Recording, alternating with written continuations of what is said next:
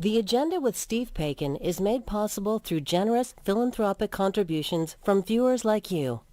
Thank you for supporting TVO's journalism.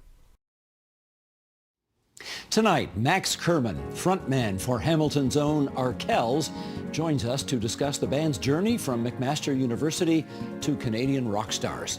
Up first, John Michael McGrath and yours truly on the story that just won't go away. An Ontario court judge goes to bat for Toronto's bike lanes, further stymieing the Ford government's plans. That's ahead on the agenda.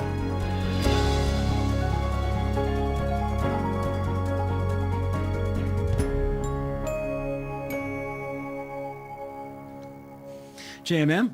Sir? A little sugar to start with, as always. No surprise about the T-shirt I'm wearing this week. There was a bit of news. I don't know if you heard it. Yes, I had heard. I mean, should we just draw it out here that you will not be returning to the agenda at the end of this season? Well, we decided, I'm coming to the end of a 3-year contract, and Yes. we decided nearly 3 years ago when I signed the contract that this would be the last one for the agenda, which will finish its 19th season on the air at the end of June. And by any stretch, I mean, that's a pretty good run. Yes. So I do remember. Those are Cheers numbers. Well, I do remember, I wrote a column, we'll talk about it later when I do your column, my column, but Barbara Frum, of course, legend in broadcast journalism, Yes. told me, I guess about 35 years ago, this is when I was still at CBC, she said, Steve, someday people are going to wake up and they're just going to get sick of seeing your face. And I've always had that in the back of my mind. So I thought, you know what, let's pull the plug on this thing before they get sick of my face. But we're going to continue doing this. Yes, importantly for our audience, the podcast will continue. You are going to stick around. For some reason, you don't hate the sight of my face every I week. love the sight of your face once a week. I can handle you once a week. That's great. Yeah, so we'll do that. That's great. Now, it's springtime. Hey, Yes. Beautiful weather today. Yes. Beautiful weather most of the week. Yeah. I walk to work. You bike to work? Yes, I bike to work. You a few cycle to times work? this week, yes. Do you use the bike lanes by chance? I do use bike lanes in this city, not the ones that have attracted the ire of the province.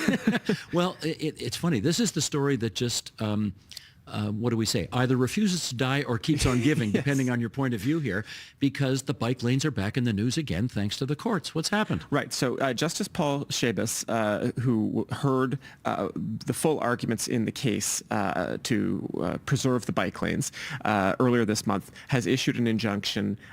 This may confuse our listeners a little bit because, of course, there was a previous argument for an injunction where that judge made an opposite decision. He said that there would be no injunction. Justice Shabas now, having heard the full arguments, is deciding to put that injunction in place.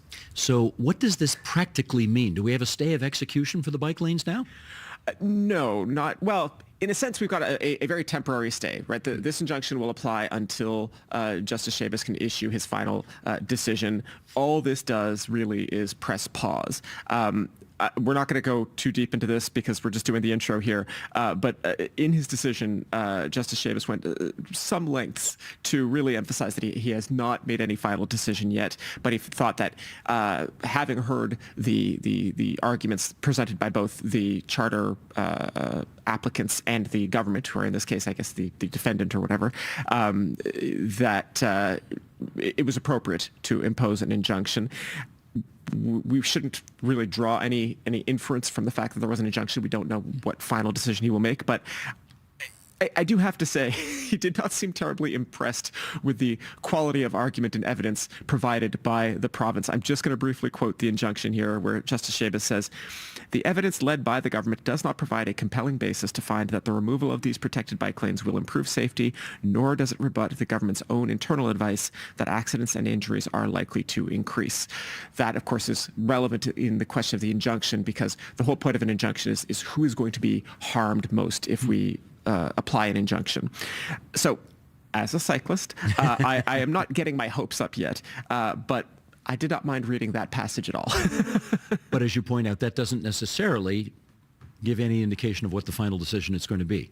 No, and so just to give people a bit of a reminder of what this argument is about, right? The government has determined that it is in the public interest to remove particular bike lanes in the city of Toronto because of the need to fight traffic congestion. Nobody denies that traffic congestion is an issue in the city.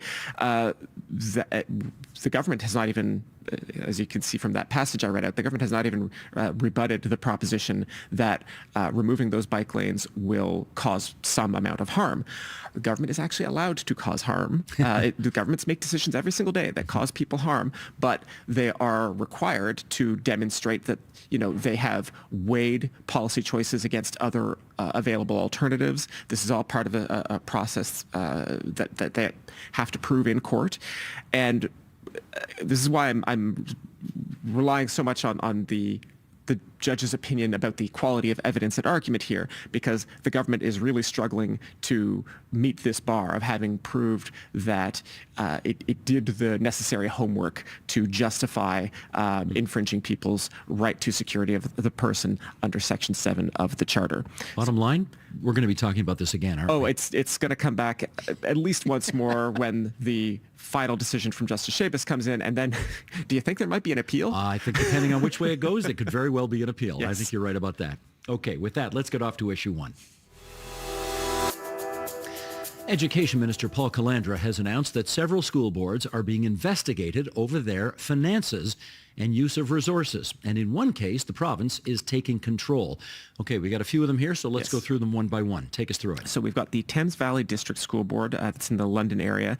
They're being investigated for the use of funds for a 3-day retreat that members stayed at the we refer to it as the Skydome Hotel. Technically, it's actually a Marriott, but old heads still refer to it as the Skydome. Absolutely. The government noted that the board has actually been running a deficit and has had to cut back on services to students.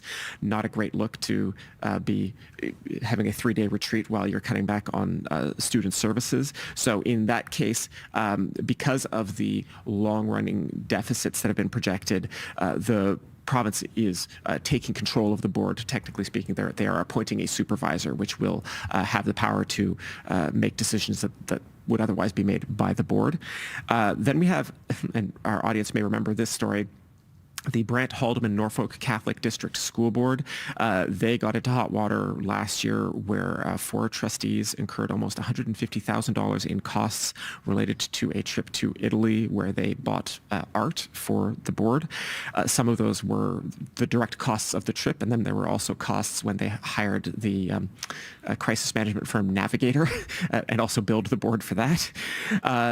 Although that was a more expensive trip, Brant Haldeman Norfolk Catholic District School Board is not in the same financial distress, and so they are not having a supervisor appointed yet. But Minister Calandra did say at his availability this week that he is not exactly going to be shy about using the powers that are available to him if how to put this, if school boards don't straighten up and fly right. The ministry is also appointing financial investigators. Now, these are not going to be supervisors in the same way that other boards are seeing, but they are appointing financial investigators to the Ottawa Carleton District School Board, the Toronto Catholic District School Board, and the Toronto District School Board, the public school board in Toronto, to validate their financial positions and recommend whether a control and charge of the board should be vested in the ministry. This is getting sticky. And usually when things get sticky, there's somebody somewhere on a back bench that says, why don't we just get rid of school boards altogether? I don't hear that yet, no, but it wouldn't shock me if it came forward soon. And this is a move that we've seen in other provinces where,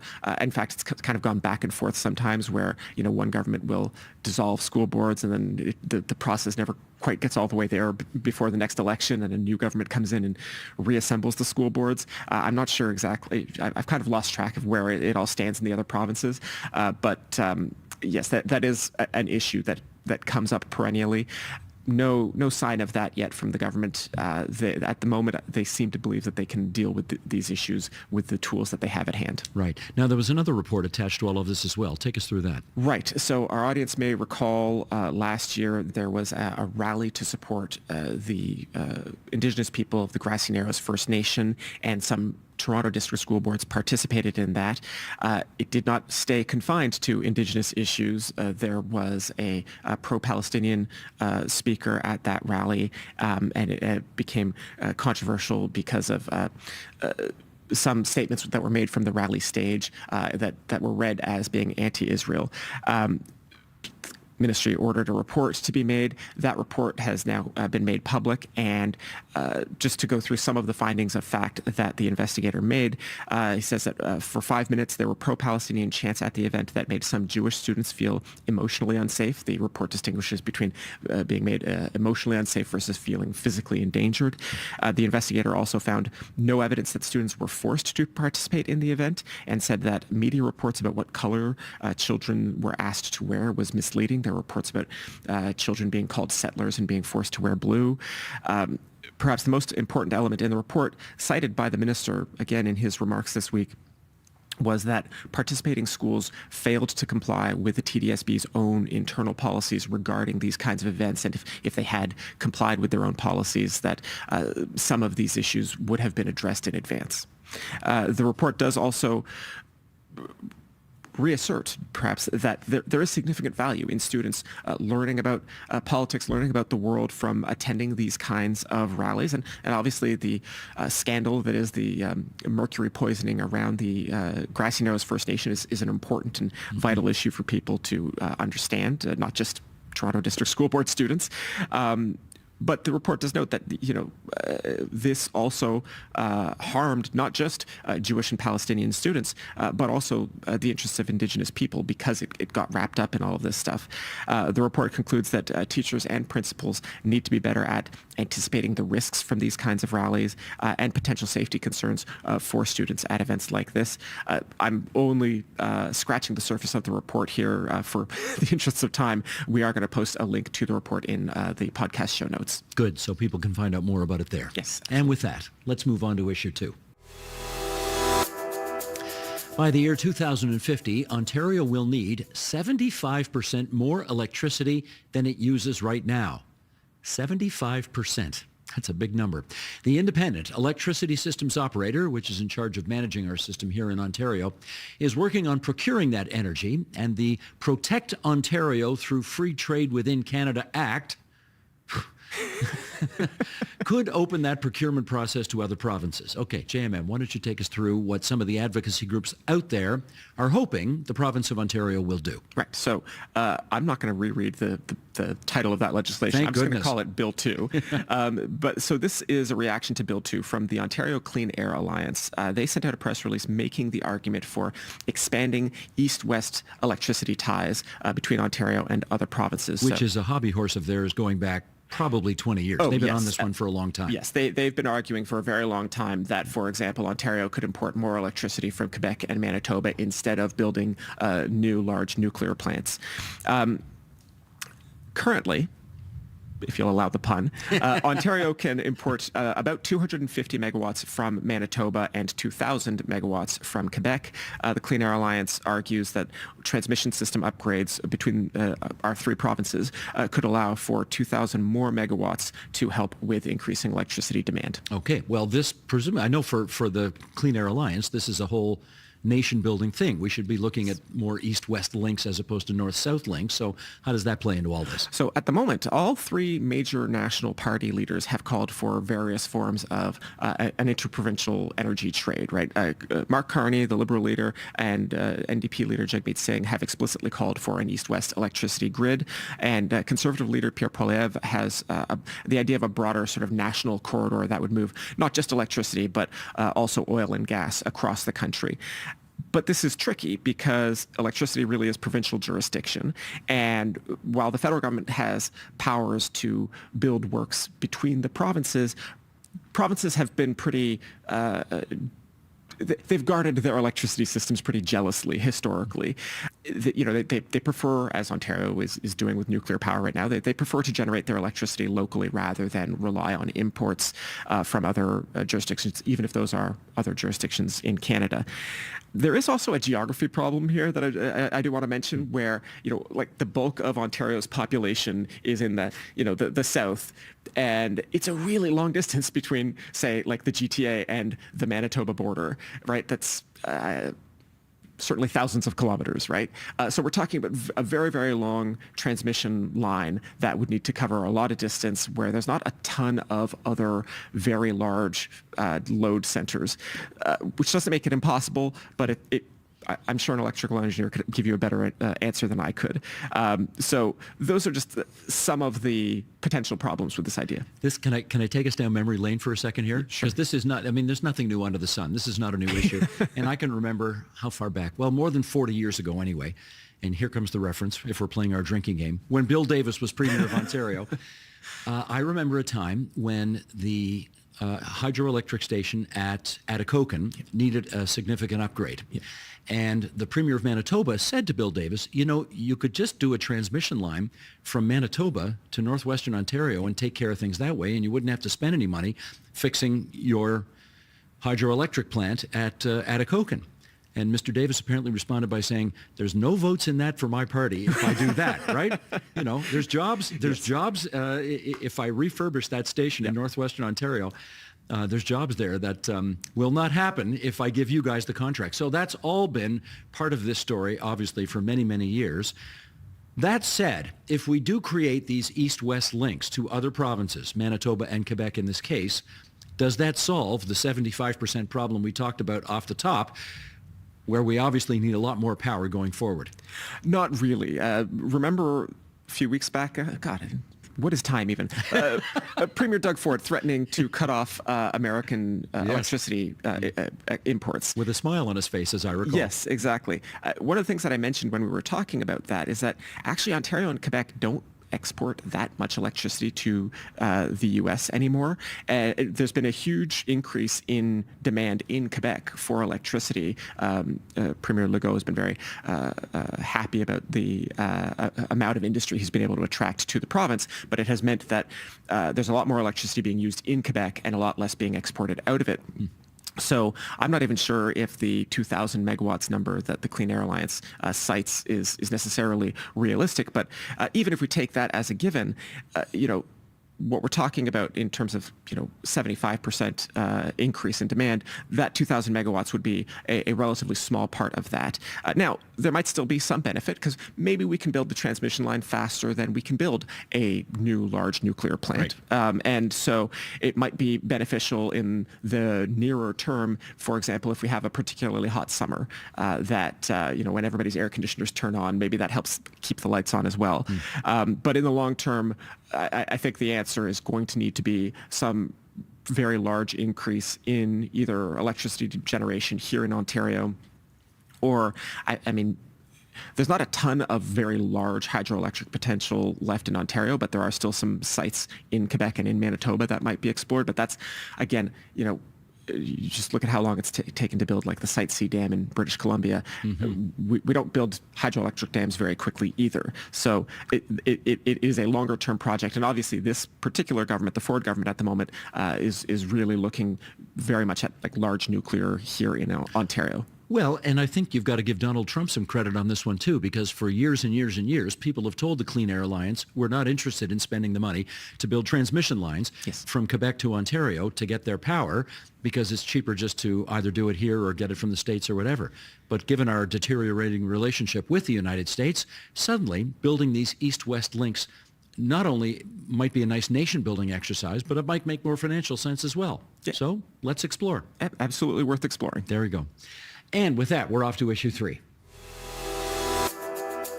The Government of Ontario and the Ontario Medical Association have reached a new agreement that will boost healthcare access in the northern and rural communities. Okay, JMM, take us through it.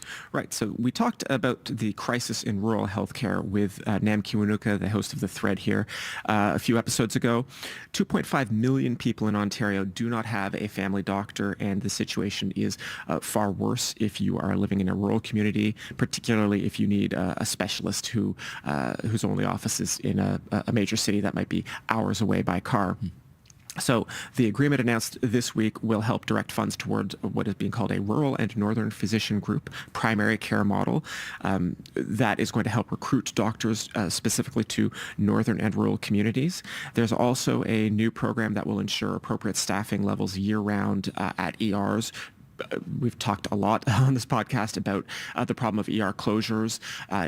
In some cases, it's only temporary, and in some cases, there have been permanent ER closures that have plagued rural communities all over the province. We've got the Auditor General report did quite a bit of an exploration on this issue. All of these announcements are part of an arbitrated agreement between the OMA and the province. And just to give our audience a bit of the background here, the Ontario Medical Association acts like a kind of a bargaining agent for doctors. They're a union. They don't want to be called a union, but they're a union. Functionally, yes. And so these announcements were made in concert with the latest compensation increases that were agreed to by the OMA and the government, or rather, I arbitrated. The OMA also put out a release saying, they're very happy with these announcements, both, of course, because their members are seeing compensation increases. They will benefit from this, but also because, doctors want to help sick people, and they are not happy with the current crisis either. And we need more doctors. This good announcement notwithstanding, we do need more doctors in Ontario. Anything more on that? There is a call for proposals right now on connecting 300,000 people in underserved communities to primary care teams. The province will be spending a little more than $200 million to do this.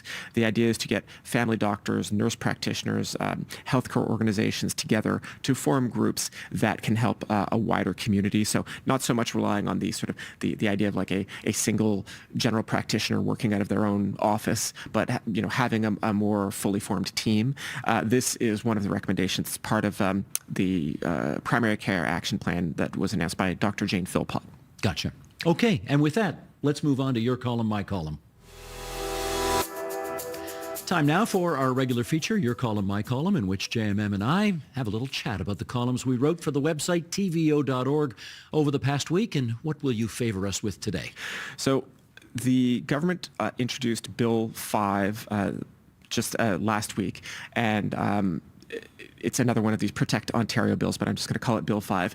And it has a bunch of different chapters, but one of the parts of the bill allows the government to create what they're calling special economic zones, where the Minister of Economic Development, Job Creation and Trade, currently Vic Fideli, would have the power to basically carve out a space in Ontario where there's some provincial priority, some big project that they want to get done, and they would basically be allowed to exempt it from most laws and regulations. So if you think of, just to give our audience a bit of an example of what this might mean, if you think of that VW battery plant that is going up in St. Thomas, that was an enormous priority for the government, and they actually redrew municipal boundary lines to make it easy to do. And so I think that when we talk about this kind of power, they are thinking about projects like that, where every once in a while you just need somebody to come in and wave a broadsword through all of the red tape and get something done like that. But this is a much bigger idea that a lot of different people are talking about in different ways, and in the whole the title, the name, special economic zones.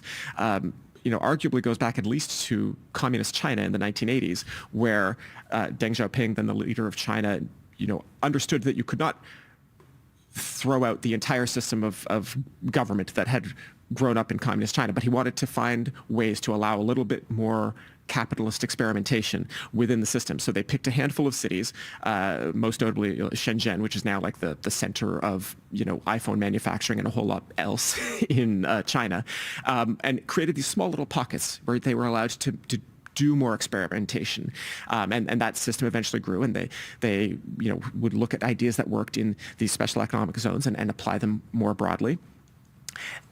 The bill that they are presenting that has not been passed by the legislature yet. In theory, you could imagine the government using their powers in this same way, right? Like allowing different cities across the province. We talk a lot about the difference between Northern Ontario and Southern Ontario, and maybe Sudbury wants to try something different that it can't currently because it's governed by the same laws that govern municipalities in both the North and South, as a for example. In theory, this government could get really ambitious and experimental and do lots of interesting things. I will say, I conclude in the column, I don't believe that's where they're going to go with this, just because if you look at Peel region, where they talked about making a lot of big changes and then they backed off because it was politically contentious, and then we're still waiting a year later to find out what they're going to do with the water system in that city because they're supposed to do something and we don't know what it is. I'm not expecting a ton of wild, disruptive experimentation. But should I wait for the headline on your next column, which says Ford government takes page out of Communist China's playbook? Doug Ford's great leap forward coming to Ontario. The Cultural Revolution can't be far behind. Yes. Yeah. And what did you write about today? Well, I guess we sort of broke the news in the column that I wrote this week that this will be the final season for the agenda. 19 seasons. We started this program in 2006. And the shirt I'm wearing today, this T-shirt, on the back of it, which we can get a shot of. Let me see. Let me turn around there. Anyway, that was our first grand world tour. Well, we can't call it a world tour anyway. It was more like a around the province of Ontario tour. But anyway, we took the program on the road. We've done, I don't know how many programs we've done. I should have figured it out. But if you figure it's about 250 shows a year, and we've been on the air 19 years, do the math, and it's quite a few. Anyway, I love that story about Barbara Frum saying to me all those years ago, you know, you got to pull the plug before they get sick of looking at your face. And I've just been thinking it's a good time to bring that show to an end after I think a pretty good, solid 19-year run. We will continue to do the On Poly podcast here, which I'm thrilled about. I will continue to write a weekly column for TVO, which I'm thrilled about. There's another program called TVO Today Live, which is kind of a town hall program I do every 6 or 8 weeks or so. Going to continue that. And Ontario Chronicle, which is sort of these 5-minute YouTube blasts that look back fondly at moments in Ontario political history. Going to continue to do that. But that's just a part-time job, believe it or not, for me. I was going to say, your idea of retirement is still very busy. It's not retirement, it's rewirement. But that's going to be, part of my life. And then I'm also going to have a chance now to do some other projects that you simply can't do when you're hosting a daily program because you're up till 11 o'clock the night before studying your notes for the next day. So I'm going to have a chance to do that going forward. But let's not bury the lead here. I'm really thrilled that you and I are going to continue to do this, which we've done for, I guess, 5 years or so together. Yeah. Is it 5 years? 5 or 6. Something like that, yeah. So this podcast, certainly since we started putting it on TVO, on television, has really gained in popularity, and it will continue to be that because there's a new program coming at some point in the fall, which will replace the agenda, but it's going to be a 4 nights a week program, and the agenda, the On Poly podcast will still be on television Friday nights, and of course available in your podcast feed, whatever that is. So that's all of that. That's what my column's about this week, and there's a couple of cute stories in there as well. In your column, you said that there's items on your bucket list you want to tackle. I won't ask you to divulge too many secrets, but any particular one item on your bucket list you want to share? No. I'm going to. No, you know what? Because nothing's nailed down yet. I've now got to, start thinking about what else on that bucket list I think I can tackle. Yep. So that's going to be the plan this summer. And in the meantime, we want to finish strong on the agenda. So we'll do that. Okay.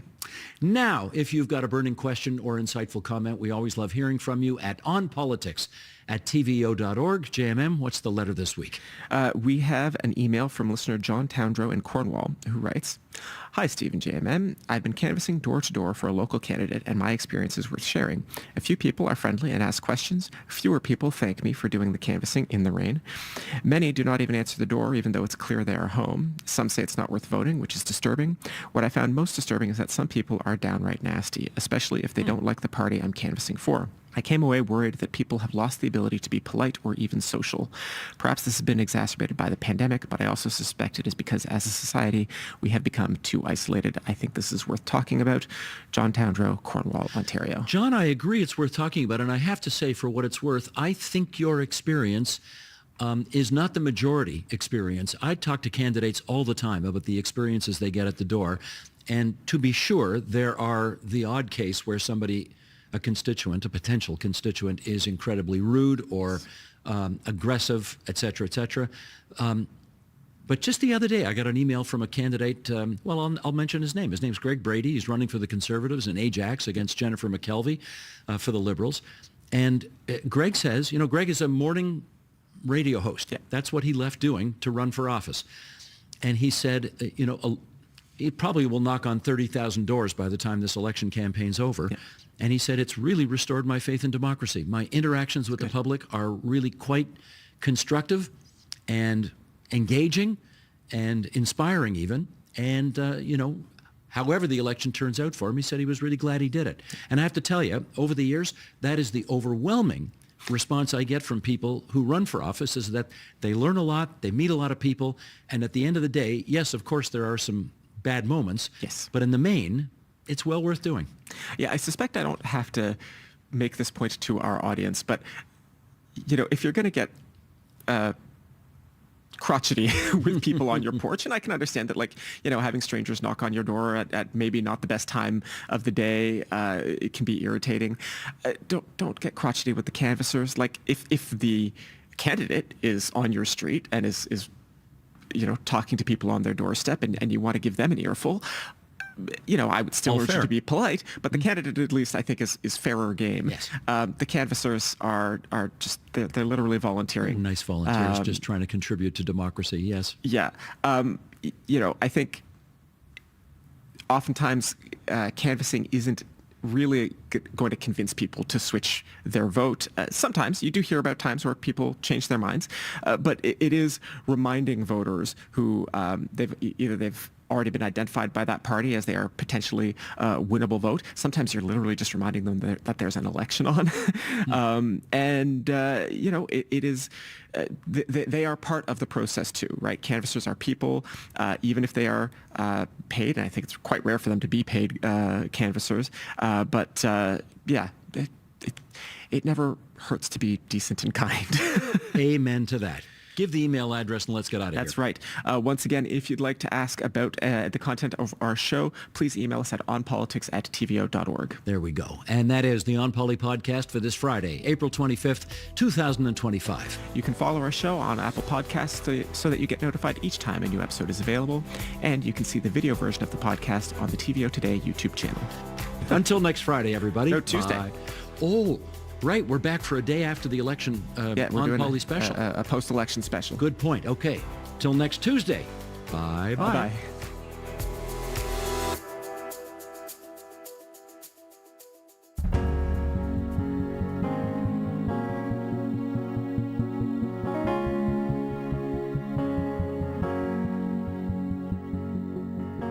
Fans of the Hamilton, Ontario rock band Arkells might be wondering how this one-time group of McMaster University students transformed themselves into one of the country's top bands.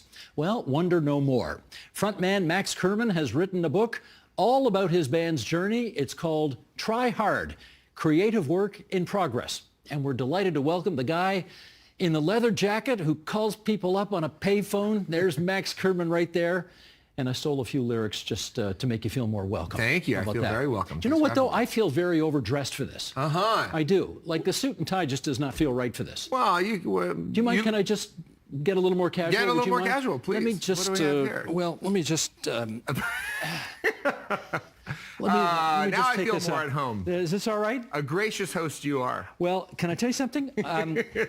I just want everybody to know, you didn't give me this. I bought this at one of your concerts. I was going to say, was it a freebie? Okay. No, I bought this at one of your concerts at the Budweiser stage. Oh, thank you. Last summer, which was a fantastic show. So anyway, I feel much better now. This is good. This could be your new look for all the guests. Probably. That's what I would suggest. Probably not, but anyway. When people ask you what you do for a living, what do you tell them? So I get this question sometimes if you're on a plane and you're making conversation with the person next to you and they'll ask, what do you do? And I still feel like stupid for saying, well, I'm a musician. Because I'm like, well, am I really?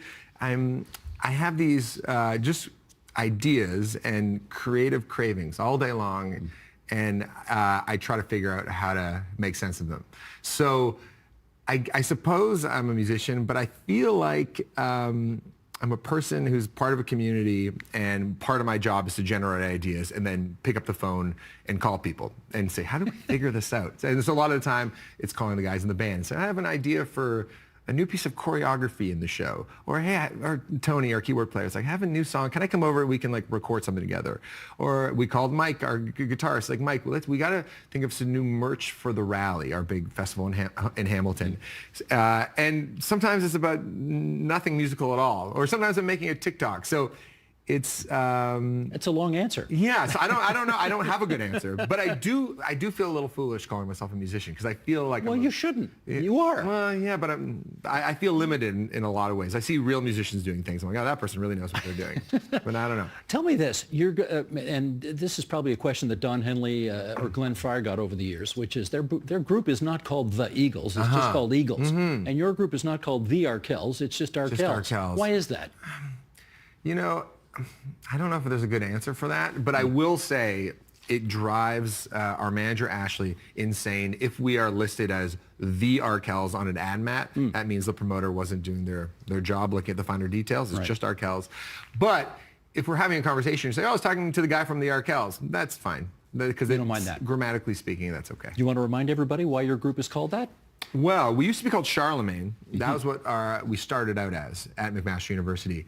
And then we got a direct message on MySpace from another Charlemagne, an indie rock artist from Wisconsin. And he said, if you don't change your name, I'm going to sue you for everything you're worth.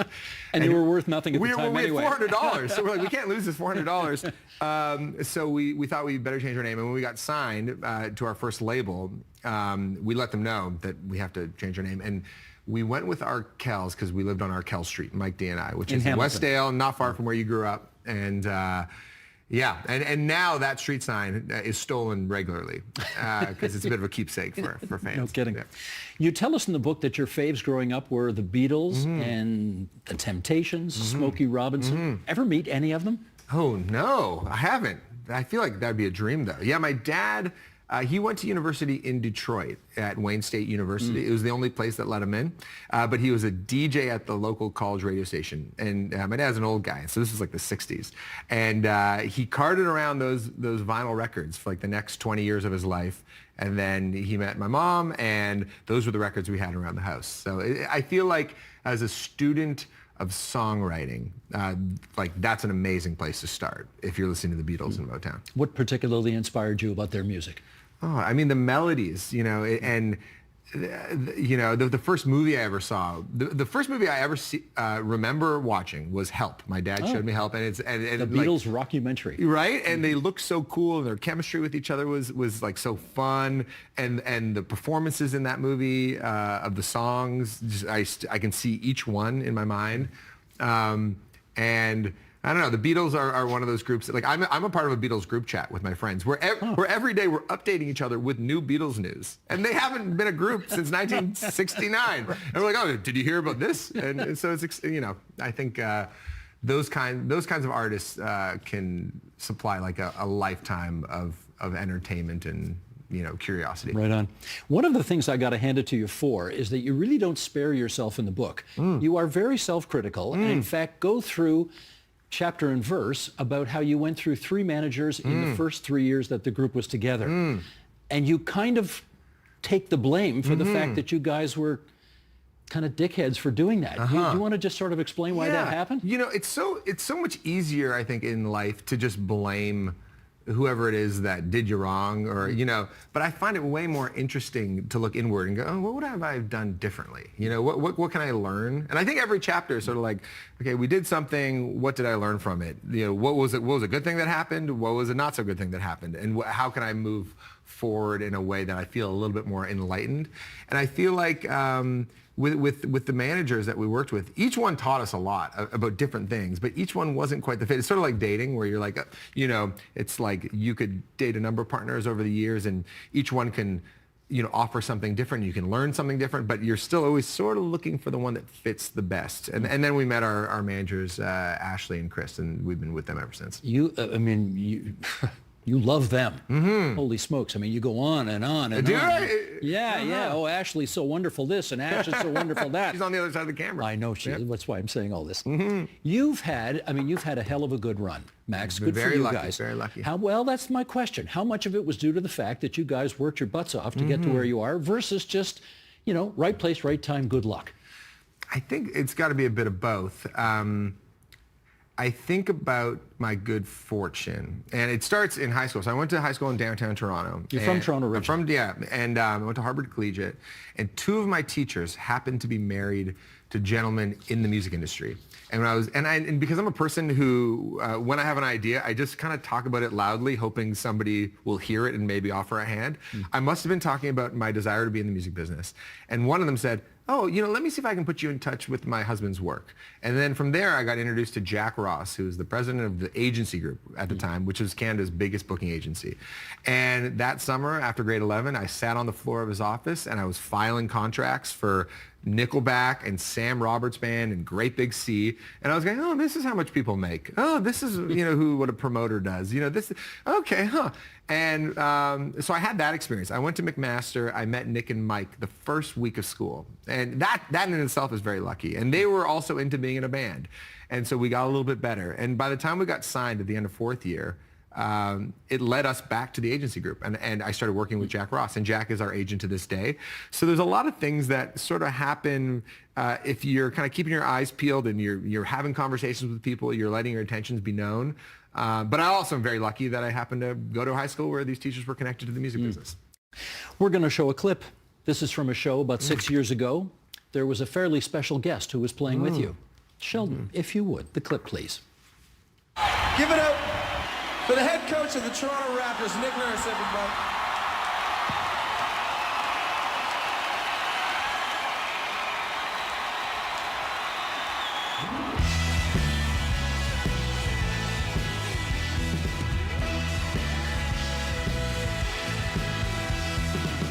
Like a fool, I went and stayed too long.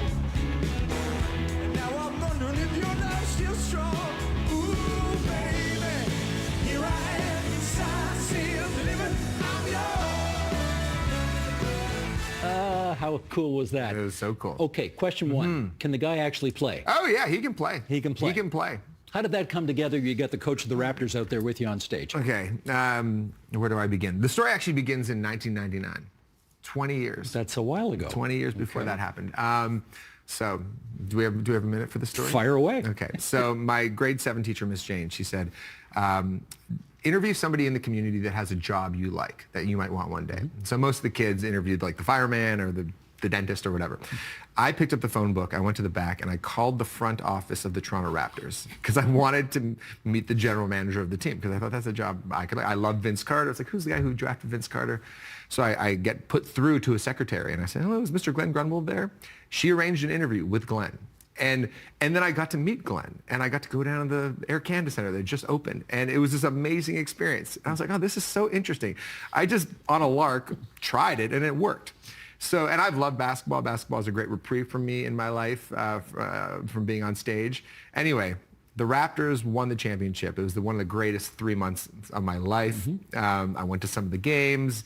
The euphoria was like nothing else. We had a show booked at Bud Stage the week after the Raptors won the championship. And I noticed that the coach of the team was always carrying around a guitar with him at every game. And this is unusual. Like, there's no precedent for a head coach of a professional sports team to be like looking like he was going to an open mic event, right? Yes. So I just did the same thing that I did 20 years before. I just kind of called the Raptors and I said, can I speak to Mr. Nick Nurse? And one thing led to another, and he said, okay, I'll come to the gig. And he had never played on stage before. And when we were doing sound check, he was like, this is more nerve-wracking than Game 6 of the finals in Golden State. You say that in the book. Yeah. How can that be? Well, it was out of his comfort zone. But what I love about Nick, and we've become great, great friends ever since, we saw him a couple weeks ago when he was in town, is he is a tryhard. That guy is not afraid to put himself out there, to meet new people, to experience new things, to try new things. Like he started to learn how to play guitar at the age of 49. And now he plays every day. He brings a keyboard with him on the road, and it's set up in his hotel room, and he practices every day. Well, he's now the head coach of the Philadelphia 76ers, which means he's having no fun at all at basketball. So I hope he's having a good time on the guitar. He is. It's been a trying season, but he is playing every day. Okay, here we go here. Should we do a quote from the book? Sure. Sheldon, bring this up. I'll read this out loud for those listening on podcast. You write, I bet if you were to ask people all the things they liked about a show a few weeks after it, most would be hard-pressed to identify the specific details that stood out. They would, however, remember the feeling it left with them The feeling is the thing that lasts. Okay, so you're going for the feeling that lasts. But you're doing a show that you've pretty much orchestrated almost everything that's going to happen. Yeah. How do those two things come together? Well, I think I can speak to how we feel about our band and the way we put on shows, is that we want it to be very prepared. And the more prepared we are, the better time we have on stage. So if we know exactly what we're doing the first step on the stage, great. If we know exactly how we're transitioning from one song to the next, great. If we know what perfect cover to play, great. If we know what guest appearance should happen 3/4 of the way through, great. The more we are prepared, the more fun we're having, and the more smiles there are, the more loose we feel on stage, and all of that permeates the crowd. Because the crowd can tell when a band feels prepared. A crowd can tell when a band feels very in control. And then that allows the band to have a great time, and that allows the crowd to have a great time.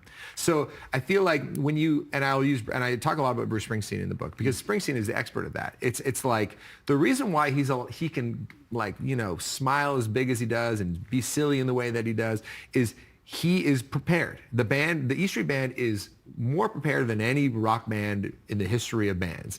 And I think that amount of preparation comes through, and that's what leaves the crowd feeling so good. So, okay, let me ask you about the concert I went to last summer at the Bud Stage in Toronto. There are moments in that show where I'm thinking to myself, oh my goodness, this is absolutely authentically original. It's happening for the first time. They're clearly ad-libbing this. But probably you guys have been workshopping all of those things to make it look that way, but it didn't. But it's not really that. Is that right? I'd say for the most part, we have a pretty good feel for how things ought to go throughout the night. There is what night were you there? Friday or Saturday? Do you remember? Okay, the Friday night show though, and I talk about this in the book. Tony, our keyboard player, while he was about to take a big keyboard solo, his keyboard stopped working. And that was okay. I was there that night. Okay, you were there that night. Yeah. That was not planned.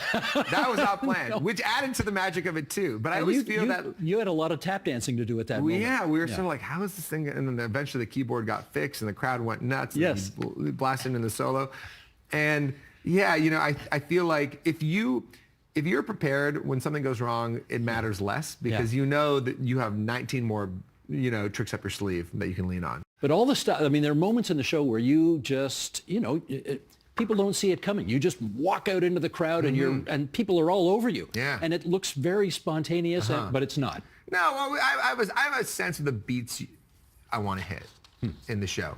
And we work hard on it. And, it's like, it doesn't happen overnight. It's like you're building upon it, with every show, and you learn something new every show too. That's the other thing. I think another part of my job is just keep my eyes peeled out to something's happening in the crowd. I'll say this in 2015, I looked out on the crowd in Edmonton, and it was this song, My Heart's Always Yours, this emotional love song. And I saw like a group of eight guys, arm in arm, swaying side to side during the song. I was like, oh, there's something so interesting. It's like this love song, but it's 8 friends, 8 buddies that are having this moment together. So I said, all right, everybody in the crowd, do what they're doing. And then and eventually the entire crowd started doing it. And that has become a bit of the show ever since. Every time we play that song, we ask the crowd to do that. And that is only happening because I happened to see that in the crowd in Edmonton 10 years ago. Very cool. Okay, ready for a high-tight fastball? Please. Because I know you say in the book that you guys are an equal partnership and that you all make decisions very democratically, et cetera, et cetera. But Max, this just in, you're the front man. You're the lead singer. You're the guy who's doing all the talking to the crowd. So are you like the prime minister of this cabinet? I mean, you're the first among equals?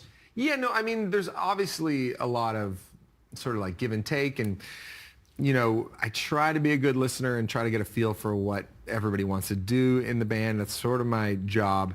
But I do think I hope at least that like each member of the band feels some agency over the thing they're really passionate about.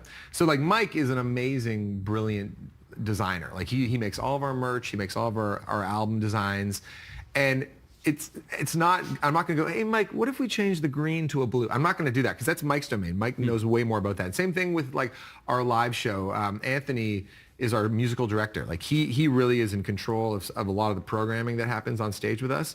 And I'm not going to go like, hey, Anthony, like open up your Pro Tool session and show me what you're doing. I'm not going to do that. So, and this is sort of like, I'd say no different than like any work environment. It's just like you kind of hope that the person like feels in control of their duty. And I feel like as a band, it's not perfect, but that's what I strive to do. But you must have artistic differences somewhere along the way, and how do you resolve those without pulling rank? No, it's a good question. I think we all have a pretty good measured perspective.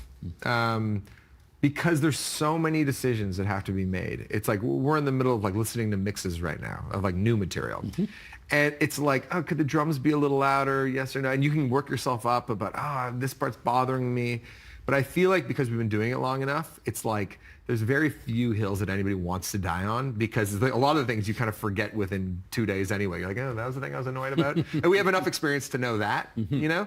So I feel like, and I feel like, everybody's like pretty, I think, like trusting of each other's like intentions. Like everybody like, I think feels grateful for the job and wants to keep it feeling like healthy and good.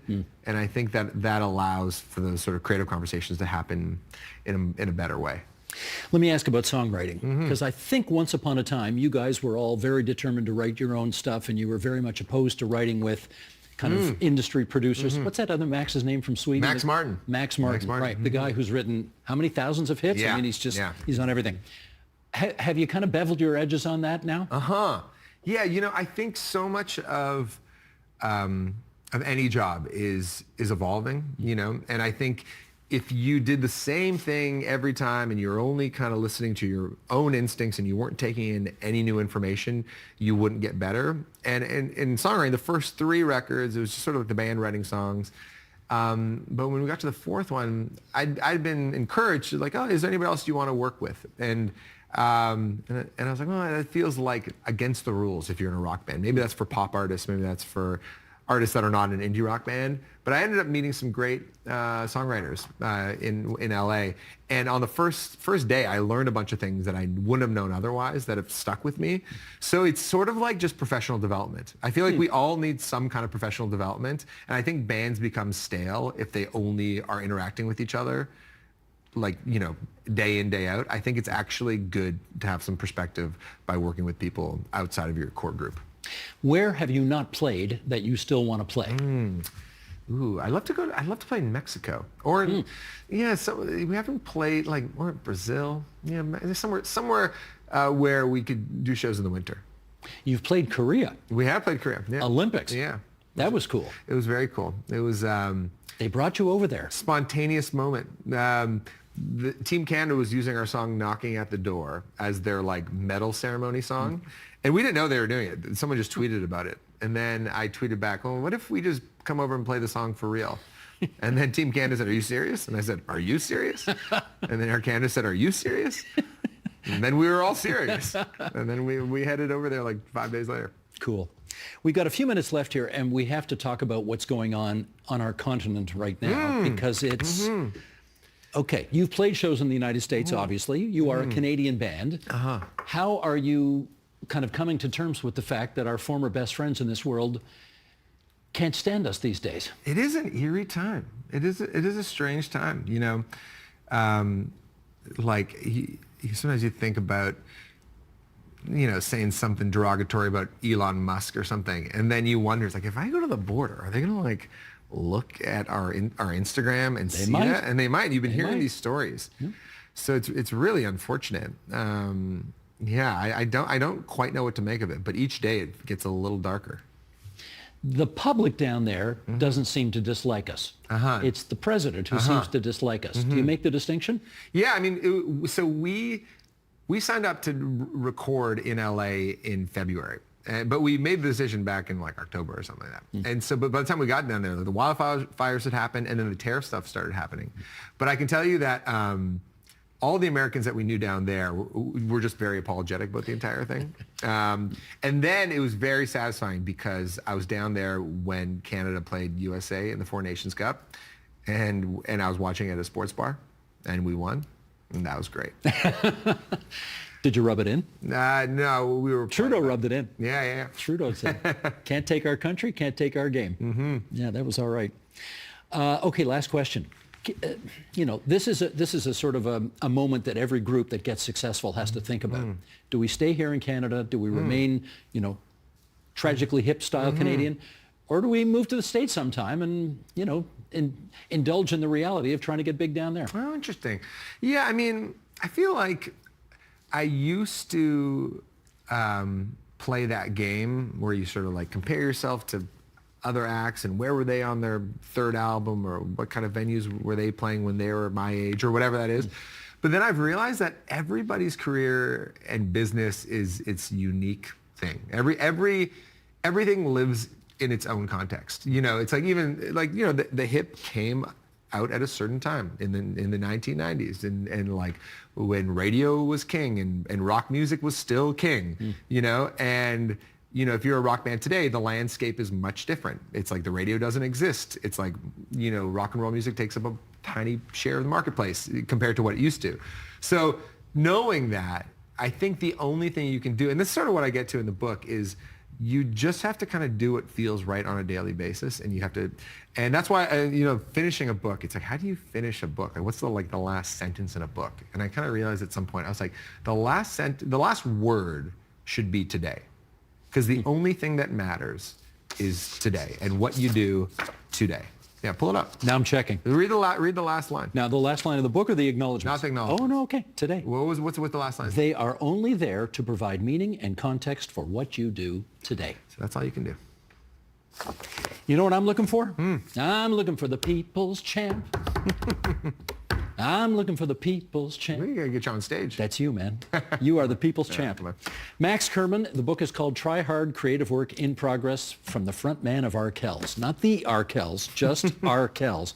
Max, great to see you again. Thanks Thanks you for having coming me. in. This is a real treat. For me, too.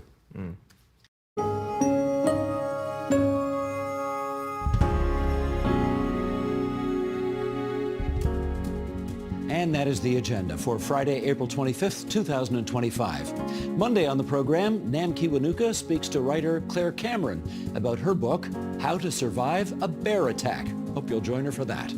I'm Steve Paikin. Thanks for watching TVO, for joining us online at tvo.org, and Nam will see you back here on Monday.